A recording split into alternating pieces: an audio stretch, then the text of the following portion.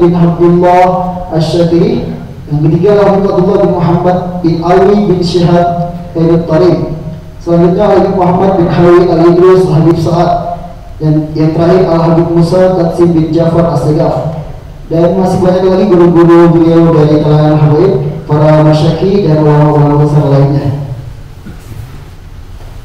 Selanjutnya pada tahun 2011 beliau mendirikan majelis bernama Mustafa di Kota Makassar, Sulawesi Selatan bersama sahabatnya Al-Habib Muhammad Reza bin Muhsin Al-Hamid.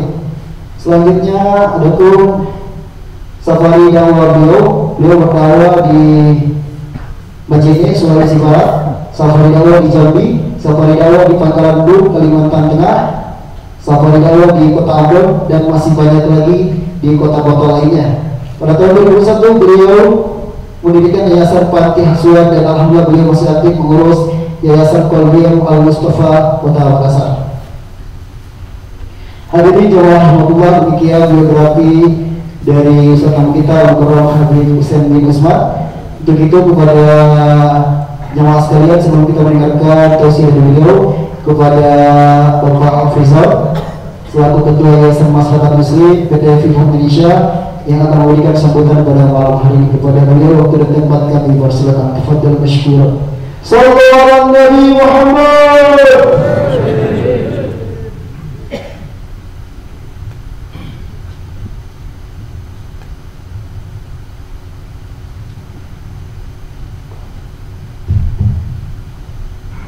Bismillahirrahmanirrahim. Assalamualaikum warahmatullahi wabarakatuh. Alhamdulillahirabbil alamin. Wassalatu wassalamu ala sayyidil mursalin wa ala alihi wa sahbihi ajmain. Amma ba'du.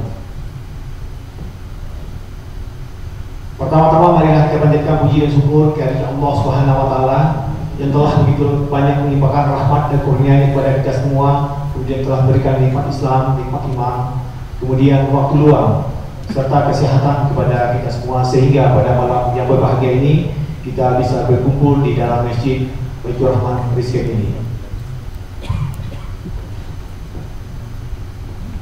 Wabil khusus yang saya hormati Ustaz Habib Husain Usman yang telah jauh-jauh datang dari Makassar, yang insya Allah malam ini akan bertindak sebagai tausiah untuk acara tabligh akbar kita.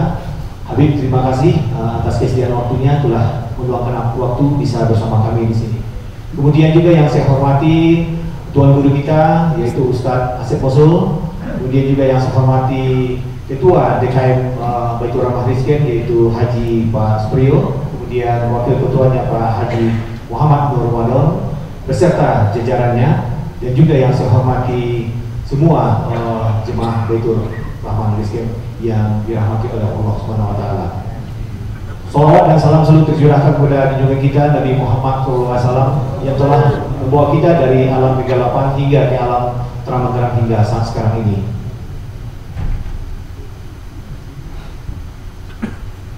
Mengawali sambutan ini dengan kerendahan hati selaku pribadi maupun atas nama jajaran pengurus masyarakat Muslim Freeport Indonesia, saya mengucapkan terima kasih kepada seluruh pengurus DKM Rizkin dan juga dari tim Irmafi, baik dari internalnya DKM Rizkin maupun dari tim Irmafi yang di Highland yang telah mempersiapkan semua rangkaian kegiatan acara tabligh akbar dalam rangka menyambut tahun baru Islam 1 Muharram 1444 Hijriah dengan senang baik.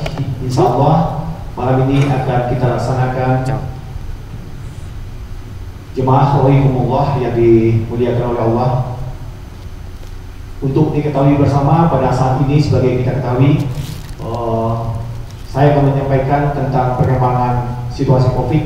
Ini adalah hasil komunikasi tadi sore dengan tim medis kita. Untuk peningkatan COVID lagi-lagi sedang meningkat untuk di Haria Highland maupun di Loreng. Angkanya yang saat ini adalah yang sedang dikarantina ada sekitar 67 orang karyawan. Kemudian yang di Loreng 11 orang, sehingga totalnya ada sekitar 78 orang. Oleh karena itu kami meminta kepada semua jemaah untuk mentaati protokol kesehatan yang telah ditetapkan oleh YMR maupun oleh manajemen. Saya minta untuk kedepannya kita nggak mau lagi masjid kita ditutup seperti 2 tahun yang lalu, ya kan? Oleh karena itu saya minta untuk kita mematuhi protokol ketika masuk masjid kita wajib menggunakan masker standar medis dan membawa sejadah masing-masing. Kemudian kita saling mendoakan satu sama lain untuk saling menjaga kesehatan. Semoga kita bisa kembali beribadah di masjid kita yang kita rindukan seperti sedia kalanya kembali. Pada saat ini saya melihat masih banyak dari jemaah kita yang masuk ke masjid yang tidak menggunakan masker. Oleh karena itu saya himbau mulai besok saya minta kepada pengurusnya untuk lebih gencar-gencar menghimbau kepada semua kita. Jika tidak ada masker, saya minta kepada pengurus nanti untuk menyediakan masker standar medis. Hadirin jemaah yang saya hormati, pada kesempatan ini ada beberapa hal lain yang dapat kami sampaikan ke semua jemaah, di antaranya sebagai berikut. Sebagaimana yang kita ketahui bersama, untuk pengerjaan renovasi Masjid Rizqen berjalan sesuai dengan plan yang sudah diagendakan oleh pengurus, dan kami juga terus melakukan komunikasi dengan pihak FN dan pihak Central Service yang mengerjakan renovasi ini. Untuk diketahui juga, untuk pengerjaan yang di samping kiri itu sudah mulai tampak rantanya, namun nanti akan ada agak keterlambatan untuk material yang akan didatangkan ke site. Akan tetapi kami berupaya terus untuk mempercepat material itu untuk bisa sampai di sini supaya pekerjaannya tidak lagi masuk ke tahun yang berikutnya. Kemudian yang kedua, untuk progres pembangunan gedung YPIC sebagaimana kita ketahui bersama yang ada di SP1 Timika, progresnya hingga saat sekarang ini sudah mencapai lebih kurang sekitar 38 hingga 40%, di mana saat ini untuk pemasangan batu bata termasuk konsen-konsennya sedang berlangsung. Oleh karena itu, ya kan, dihimbau kepada semua jemaah untuk menyisihkan rezekinya untuk penggalangan dana, di mana dana yang kita galang selama lebih kurang berjalan 6 bulan ini hampir mendekati 100%. Kisaran sekarang adalah sekitaran 78%. Jadi oleh karena itu tinggal beberapa persen lagi. Mohon kepada jemaah bagi yang kelebihan rezekinya untuk menyisihkan sebagian untuk percepatan pembangunan sekolah kita di Timika tersebut. Kemudian juga yang berikutnya, dalam waktu dekat ini YMFI akan mengadakan annual summit dalam rangka evaluasi kerja organisasi unit kerja di dalam tubuh YMFI dalam satu periode berjalan. Jadi yang tahun lalu waktu situasi normal di tahun 2019 untuk annual summit diadakan di Multi Purpose Sekolah Kencana. Insya Allah untuk tahun ini kita akan mengadakannya di dataran tinggi, ya kan. Saat ini panitia yang sudah kami bentuk sedang menyusun rangkaian kegiatannya. Namun pada kesempatan ini saya sampaikan kepada pengurus, mungkin ada hal-hal nanti yang akan disampaikan pada saat kita melakukan annual summit tersebut. Mohon dibuatkan summary-nya supaya nanti itu menjadi konsen kita untuk di tahun kedua kepemimpinan kami. Kemudian yang di penghujung penyampaian saya ini, atas nama Yayasan Masyarakat Muslim PT Freeport Indonesia mengucapkan selamat menyambut Tahun Baru 1 Muharram 1444 Hijriah. Semoga Allah mempermudah urusan dan langkah kita menuju kebaikan dunia dan akhirat. Amin ya rabbal alamin. Yang terakhir dari saya minta ke Habib Usman di saat penghujung tausiahnya, mohon kami didoakan di job site ini sehingga kami bisa bekerja dalam keadaan selamat dan juga kami diberikan kesehatan oleh Allah Subhanahu wa taala. Dari saya, jika ada penyampaian kata saya tidak berkenan di hati Bapak semua, mohon maaf lahir batin. Wassalamualaikum warahmatullahi wabarakatuh.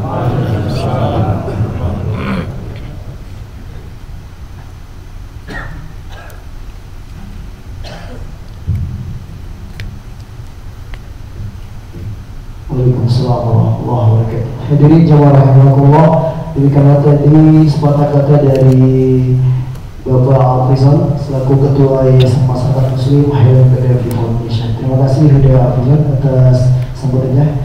Hadirin jamaah rahimakumullah, tak lama lagi mari kita sama-sama mendengarkan tausiah maupun ceramah tabligh akbar dalam rangka menyambut Tahun Baru Islam 1444 Hijriah. Insyaallah akan disampaikan oleh Ustaz kita Al-Mukarram Al-Habib Husain bin Usman. Kepada beliau waktu dan tempat kami persilakan. Tafadhal masykur. Sallallahu alaihi Muhammad.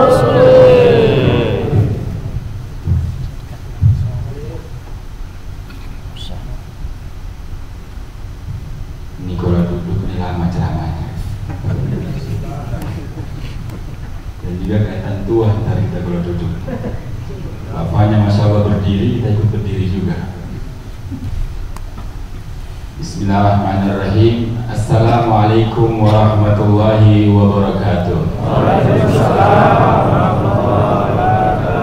Alhamdulillah Al-Wahidil Ahad Al-Fardus Samad.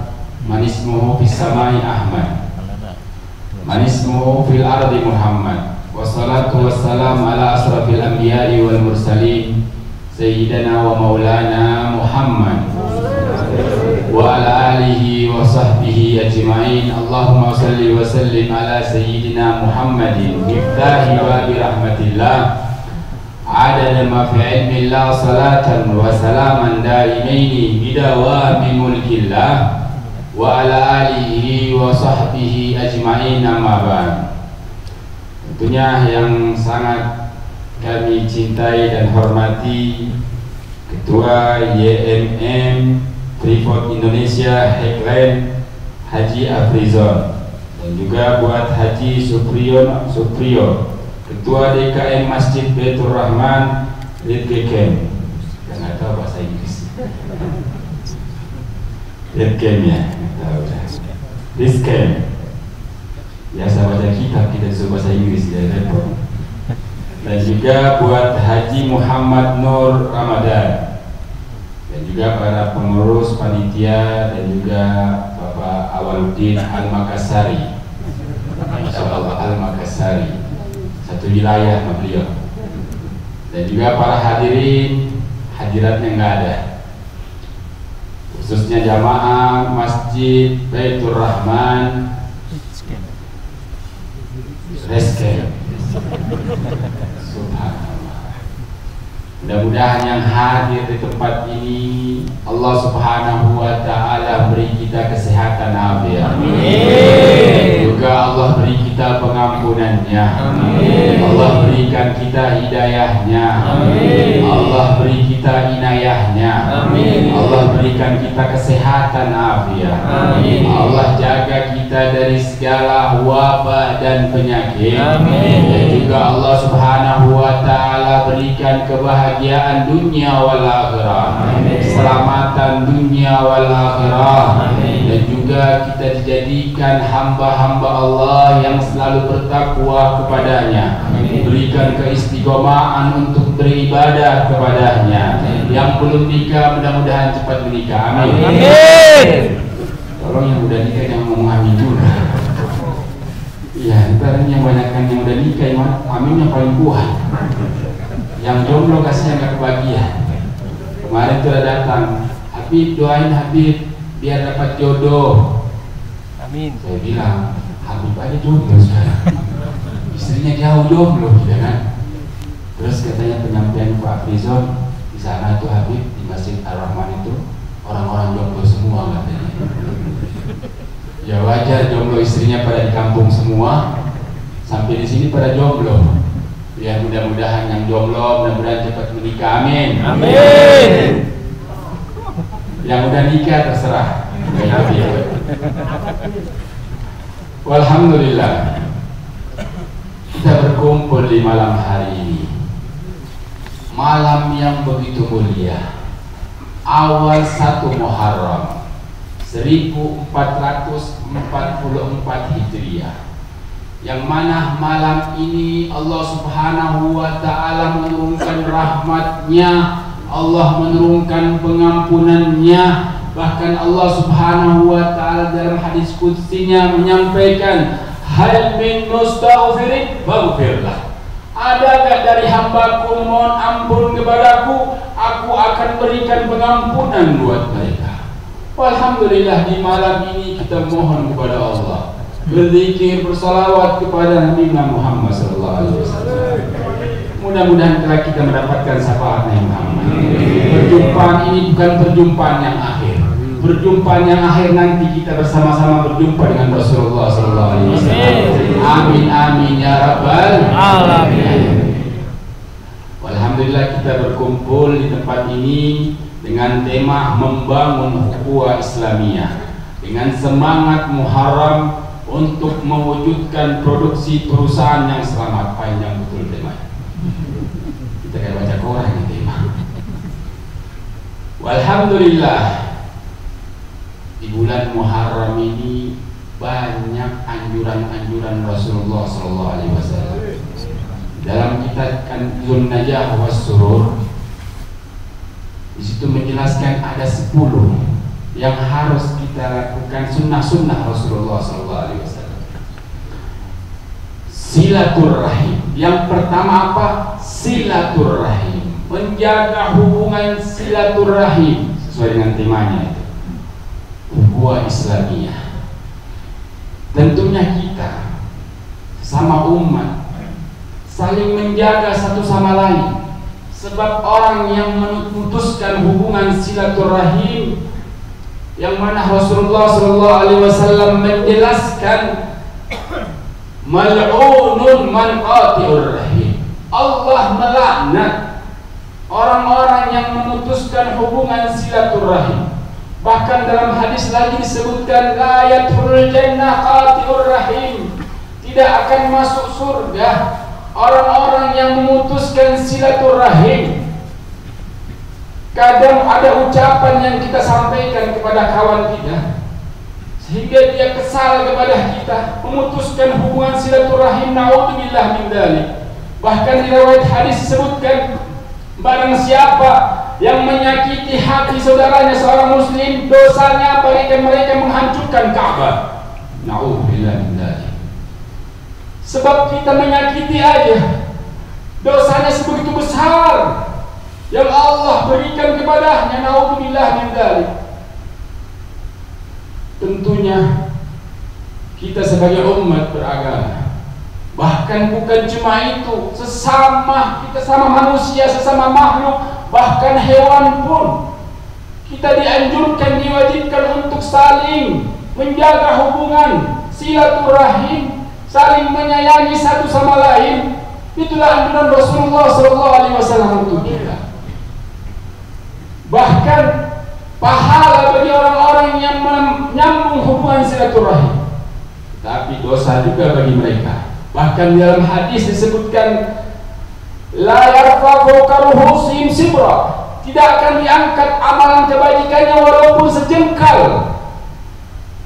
Akhawanun mutasarimah, mereka saling memutuskan hubungan satu sama lain.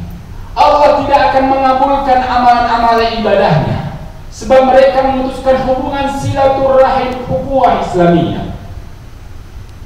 Ada sebuah cerita di zaman tabi'in, ada seorang saudagar kaya. Ketika dia lagi wukuf di Arafah, dia bertemu dengan satu orang ahli ibadah. Dia mengatakan kepadanya, wahai Syekh, saya ini punya uang 1000 dirham. Saya ingin titipkan kepada engkau. Insya Allah nanti setelah haji saya ingin datang kepadamu, ingin mengambil. Sebab engkau ini orang amanah, ahli ibadah. Sebab saya punya urusan masih banyak. Setelah itu, sebulan lamanya, seorang saudagar kaya ini datang ke rumah Syekh tersebut. Tahu-tahu kata istrinya, udah wafat seminggu yang lalu. Ternyata ada 1000 dirham yang dititipkan kepadanya. Dia nanya istrinya ke anaknya, mereka nggak tahu semuanya. Kemudian saudagar kaya ini datang kepada orang saleh, orang alim. Wahai Syekh, saya ini dititipkan kepada satu Syekh ini, satu orang ahli ibadah. Sedangkan dia wafat, uangnya bingung. Saya titipkan uang kepadanya, dia nggak tahu taruh di mana uangnya. Kemudian orang alim mengatakan, coba kamu sampaikan di sumur Zam-Zam, sebut namanya. Kalau memang dia penduduk surga, dia akan menyapa. Ketika dia berangkat ke sumur Zam-Zam, dia menyebut namanya, dia nggak nyapa. Kemudian dia datang lagi kepada orang alim. Wah ya Syekh, saya udah sebut namanya di sumur Zam-Zam, tapi dia tidak menyebut, tidak menyapa saya. Kalau begitu kamu berangkat ke Yaman, ada bi'ir namanya bi'ir Hud, sana itu penghuni neraka. Kalau kamu nyebut namanya, dia bakal menyapa kamu. Dia berangkat ke kota Yaman, ke kota Hadramut. Ketika sampai di sumur tersebut, dia manggil namanya. Tahu-tahu dia nyapa. Ternyata orangnya penghuni neraka. Padahal ibadahnya ahli ibadah, setiap hari sholatnya 5 waktu di depan Masjidil Haram. Kemudian dia menanyakan, wahai fulan, mana uangku yang saya titipkan kepadamu, yang 1000 dirham, saya sampaikan kepada istrimu, anakmu? Katanya mereka tak tahu. Kemudian dia mengatakan, saya taruh di bawah meja yang tersembunyi, kamu datang ke rumah. Kemudian saudagar kaya ini bertanya kepada, wahai Syekh, kamu ini ahli ibadah, amanah, setiap waktu 5 waktu kamu sholat di depan Ka'bah, tetapi kenapa kamu penghuni neraka? Dia mengatakan, betul, saya ibadah saya Masya Allah, setiap waktu saya sholat di depan Ka'bah, tetapi ada satu kesalahan saya, yang mana kesalahan saya ini telah memutuskan hubungan silaturahim kepada saudara perempuanku. Saya bermusuhan kepadanya. Ketika Allah Subhanahu wa ta'ala, ketika aku wafat, aku disiksa oleh Allah Subhanahu wa ta'ala atas satu kesalahan ini. Apa kesalahannya? Memutus silaturahim. Tapi keutamaan bagi orang-orang menjalin hubungan yang begitu erat sama saudaranya, yang mana Rasulullah SAW bersabda, Thalathatun nafar dilluhumullahu fi yaumil qiyamah. Ada 3 golongan yang akan mendapatkan naungan arsy-Nya Allah Subhanahu wa ta'ala nanti di hari kiamat. Yang pertama, silaturahim, yang selalu menjaga hubungan silaturahim. Contohlah Rasulullah SAW. Rasulullah SAW memiliki akhlak yang mulia, memiliki silaturahim sama sahabat. Rasulullah itu senang sendah gurau, senang bercanda, bukan seperti orang-orang yang tegang gitu, seperti ustadz-ustadz yang ada di sini tegang aja, kita takut kadang-kadang, segan ingin dekat, apalagi Habib segan gitu. Rasulullah itu enggak, senang bercanda tawa, suka bercanda. Pernah ada seorang nenek-nenek, udah tua, yang mana seorang nenek-nenek ini akrab dengan istrinya Rasulullah Sayyidatina Aisyah. Kemudian Rasulullah melihat ketika nenek-nenek itu pulang, Rasulullah sampaikan nama temannya yang nenek-nenek tadi itu, sesungguhnya dia itu bukan penghuni surga. Ketika itu seorang nenek itu masuk lagi ke rumah Sayyidatina Aisyah. Kemudian Sayyidatina Aisyah mengatakan, wahai seorang nenek, katanya Rasulullah, kamu ini bukan penghuni surga. Menangis itu seorang nenek. Nabi yang nyampe, Nabi nggak pernah bohong. Omayan biqaulil hawa in huwa illa wahyun yuha. Nenek ini menangis. Nabi yang ngomong masuk neraka. Nangis, dia pulang menangis. Berhari-hari Rasulullah bertanya, mana temanmu yang nenek-nenek biasa sering datang? Ya Rasulullah, setiap hari menangis ya Rasulullah, gara-gara engkau menyampaikan dia ini penghuni neraka. Kata Nabi, benar, mereka ini bukan penghuni neraka, sebab di surga nggak ada nenek-nenek. Emang di surga nenek-nenek? Masa tidak ada nenek-nenek?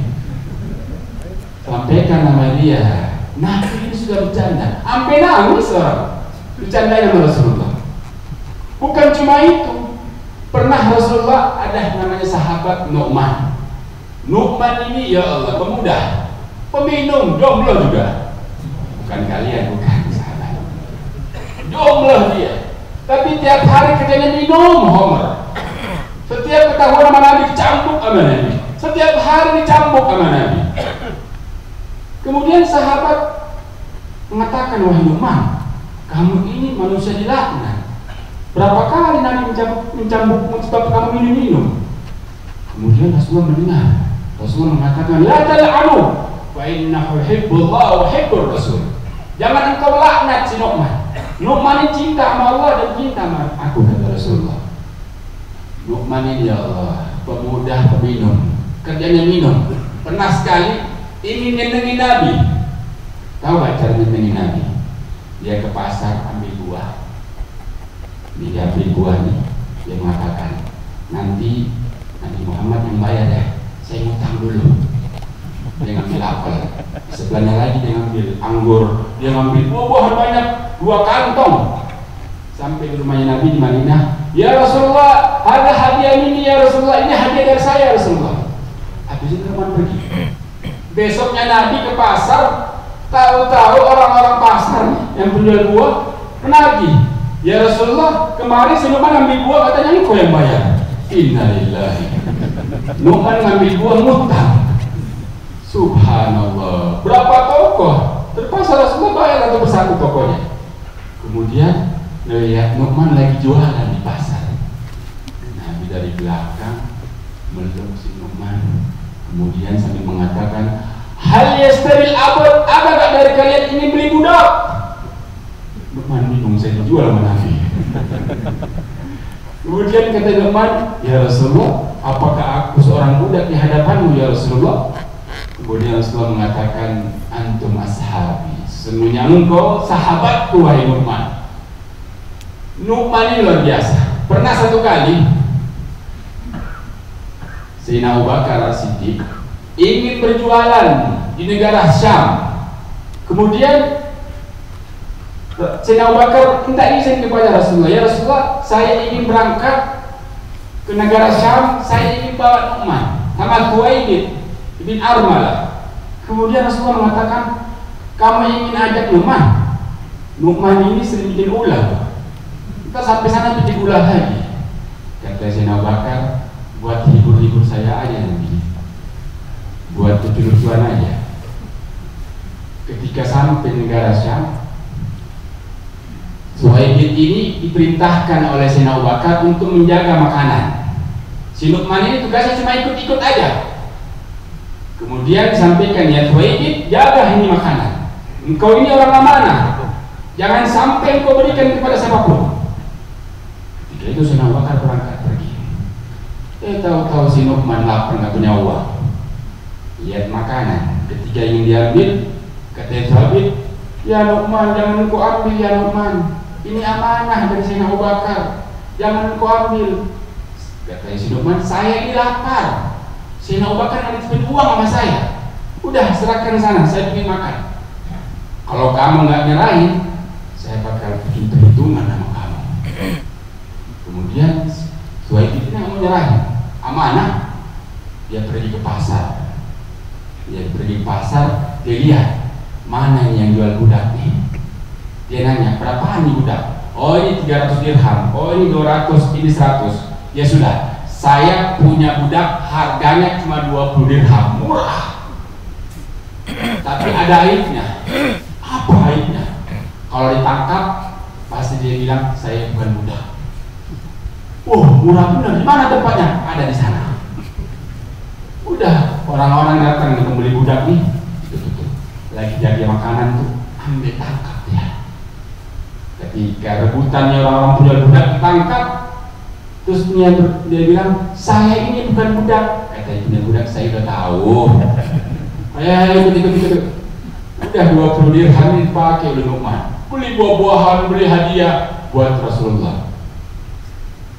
Jadi uang budak itu buat hadiah Rasulullah. Kemudian Sayyidina Abu Bakar datang, dilihat, mana Khuwailid? Ya Nu'man, mana Khuwailid? Udah saya jual. Dengan polos yang ngomong itu. Habis itu cerita ini sampaikan kepada Rasulullah. Rasulullah tertawa sampai gigi rahangnya nampak. Setiap tahun Rasulullah setiap ada tamu yang datang kepada Rasul menceritakan tentang sejarah Nu'man. Rasulullah senang sama Nu'man ini. Pernah suatu ketika Rasulullah kedatangan orang-orang dari negara Syam. Mereka ini ingin mengenal Islam. Ketika masuk ke rumah Rasulullah di Madinah, dia menggunakan onta yang begitu besar, badannya bagus, ontanya segar.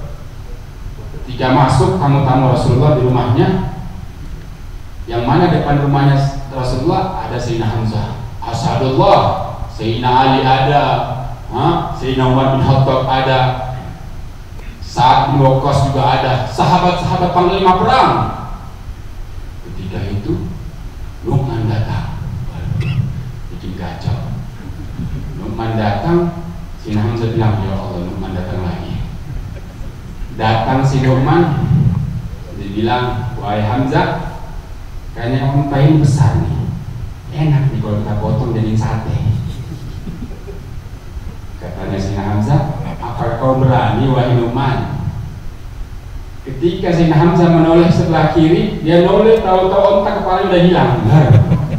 Subhanallah. Kemudian si Nu'man mengatakan, wahai Hamzah, kalau Nabi nanya siapa yang bikin motong onta ini, jangan bilang saya ya. Kalau Nabi udah pergi ngomong sama saya, kita sate ini ontanya. Kemudian Nu'man kabur si Nu'man. Kemudian Rasulullah keluar bersama tamunya. Tamu ini bingung. Ya Rasulullah, entah aku ya Rasulullah, pada orang ini baru ingin mengenal Islam, tahu-tahu udah dibunuh angkanya sama si Nu'man. Subhanallah. Kemudian Rasulullah melihat Sayyidina Hamzah, padahal panglima perang, satu kain ubas 5 kepala hilang. Kalau Sayyidina Hamzah, Sayyidina Ali dulu, Sayyidina Nu'man nggak perlu berkutik. Kemudian Rasulullah memandang Sayyidina Hamzah, memandang Sayyidina Ali sambil mengatakan, Nu'man ya Rasulullah. Nggak bisa ngomong Rasulullah, Nu'man. Ketika itu Rasulullah mengatakan, tolong cariin onta buat mereka, ganti ontanya. Rasulullah mengatakan, ayo kita bikin perhitungan sama si Nu'man, kita cari si Nu'man. Kemudian Nu'man dia berangkat di pinggiran Madinah. Dia bertemu dengan namanya sahabat yang bernama Ibn Aswad, Miqdad Ibn Aswad. Ya Miqdad, aku dikejar, aku ingin dibunuh, wahai Miqdad, tolong aku ya Miqdad. Miqdad, engkau ini sahabat Rasulullah, ayo sini, saya tolong kamu. Ketika itu si Miqdad itu ada seperti sumur yang masih kering, udah kamu sembunyi di sini. Kemudian si Miqdad mengatakan, kalau nanti ada yang cari ya Miqdad, bilang aku nggak ada ya. Oh iya, walaupun Rasulullah ya. Kata Miqdad, tak mungkin Rasulullah pergi di sini. Daerah pesisir, daerah jauh. Ya sudah, tutup. Silang beberapa jam, Rasulullah datang bersama sahabat-sahabatnya. Kemudian Miqdad melihat, ya Allah, Rasulullah datang. Barangkali urusan Nu'man lagi ini. Ketika sampai, wahai Miqdad, kamu lihat gak si Nu'man? Sambil gemetar mengatakan, mataku tidak memandang ya Rasulullah, tapi tangannya lebih di Nu'man.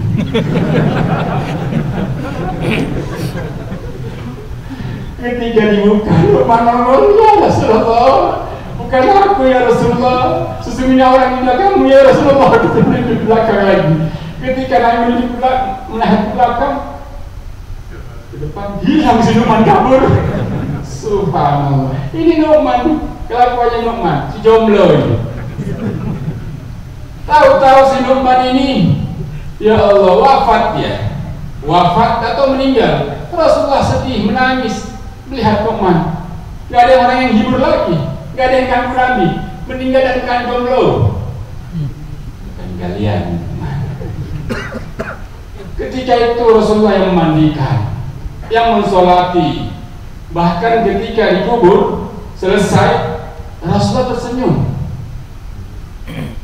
Kemudian sahabat bertanya, ya Rasulullah, di mana lahirnya ya Rasulullah? Padahal Nu'man ini sahabatnya Rasulullah paling cinta Rasulullah. Hada Nu'man kata Rasulullah, dahiktu hayyan wa mayyita. Ini Nu'man ini buat saya tertawa, hidupnya, meninggalnya buat saya tertawa. Kenapa? Ketika ditanya, man rabbuka? Allahu rabbi. Pasti tanya, man nabiyuka? An-nabiyyu sahabi. Nabi ku sahabatku. Malaikat munkar nakir dan lari kabur. Ini Nu'man, sahabat ya Rasulullah, mudah jomblo lagi, meninggal dalam keadaan jomblo. Subhanallah, Allah ngerjain Nabi, bercanda sama Nabi, Masya Allah. Tapi apa hidupnya? Mulia. Mereka mengenal Nabi, dekat bersama Nabi. Tentunya harapan kita ingin dekat bersama Rasulullah SAW. Dan juga di bulan Muharram ini kita dianjurkan santunan kepada anak-anak yatim, yatim piatu. Sebab Rasulullah SAW dilahirkan dalam keadaan yatim. Bahkan Rasulullah mendapatkan julukan Abul Yatim, penghulu bagi anak-anak yatim nanti di hari kiamat. Orang-orang yang suka mengasihi anak yatim, khususnya di bulan Muharram ayat surah, Yang mana hadis Rasulullah SAW, man masaha ra'sul yatim fi asura fi kulli syahrin darajah.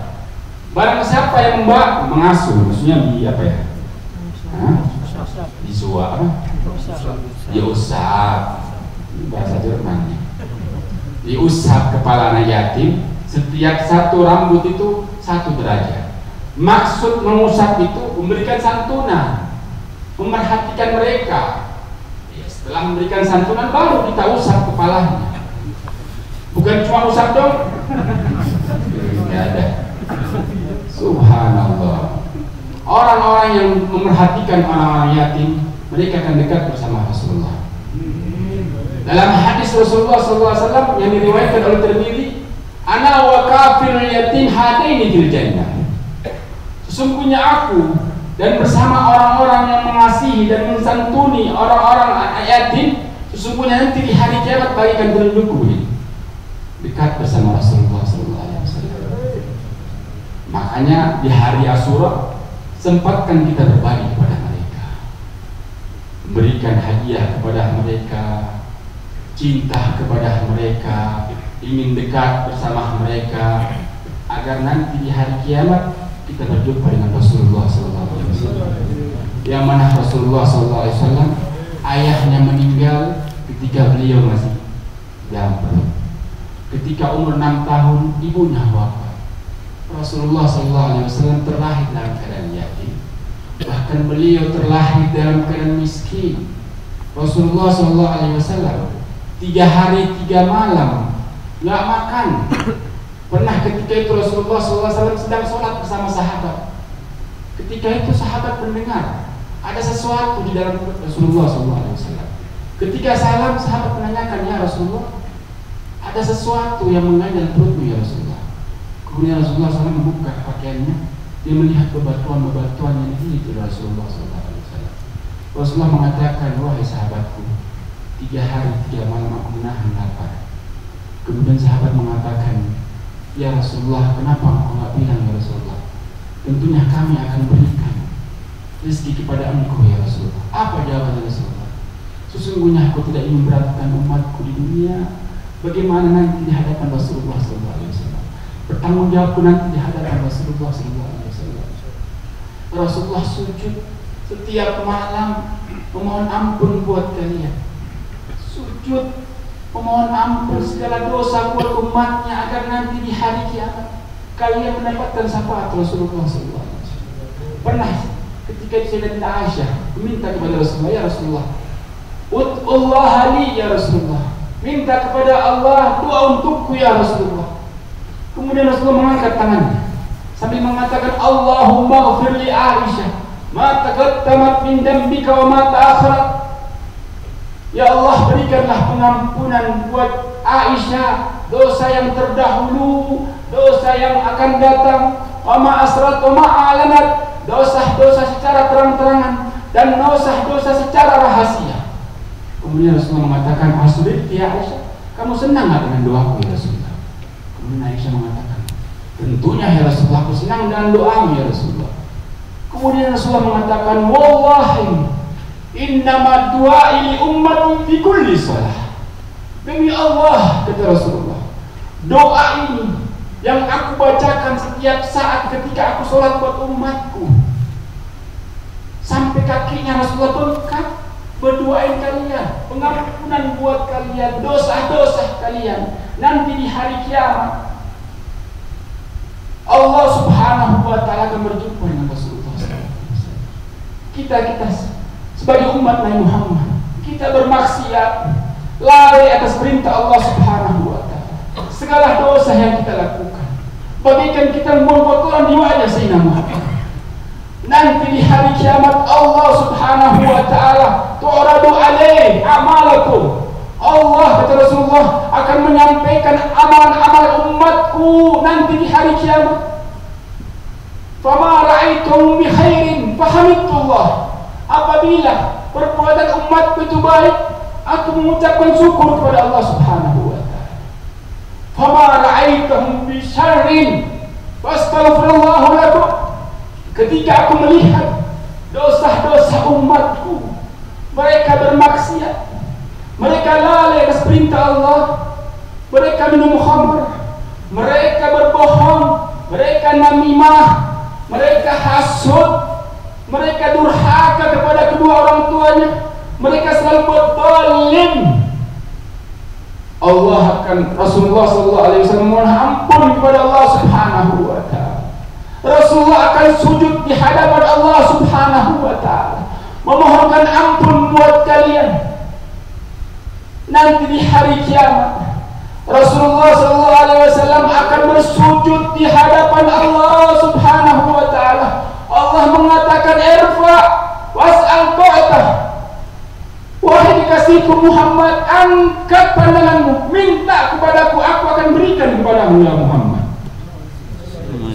Yang mana Rasulullah SAW tidak mengucapkan keselamatan buat dirinya, atau keselamatan buat keluarganya, ataukah keselamatan buat sahabat-sahabatnya. Ucapan yang paling pertama yang diucapkan oleh Rasulullah, ummati, ummati ya Allah, umatku, umatku ya Allah, jangan engkau binasakan umatku ya Allah.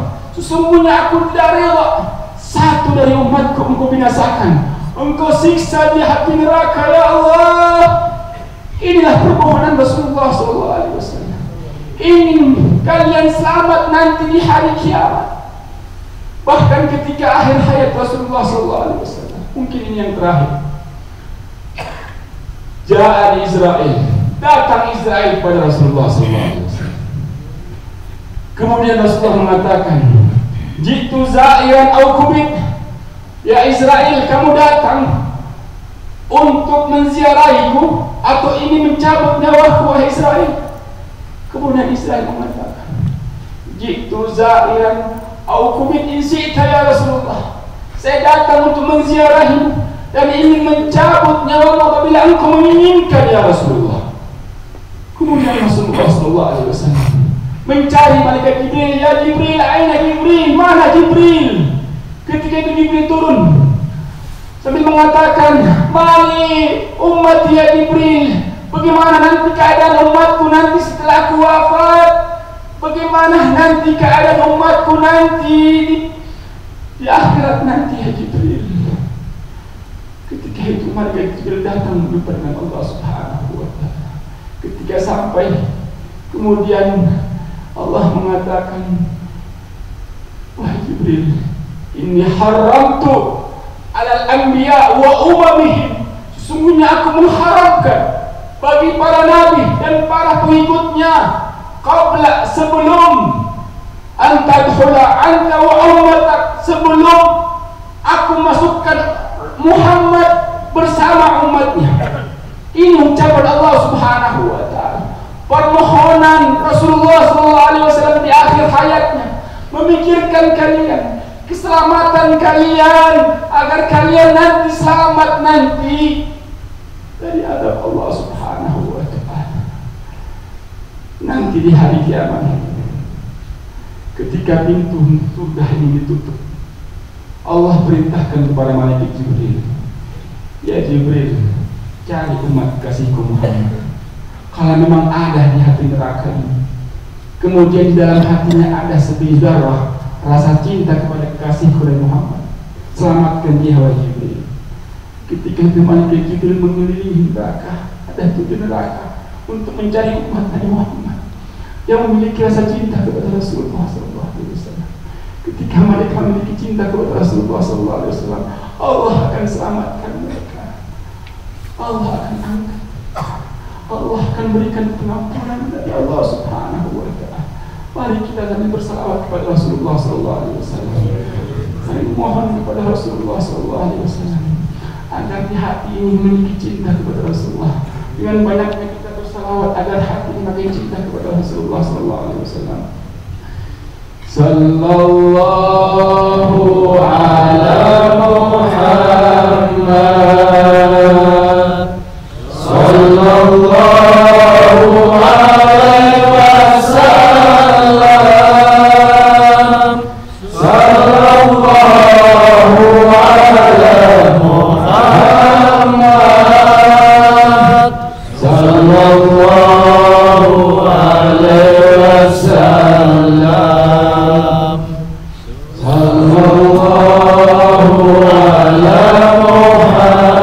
Sama-sama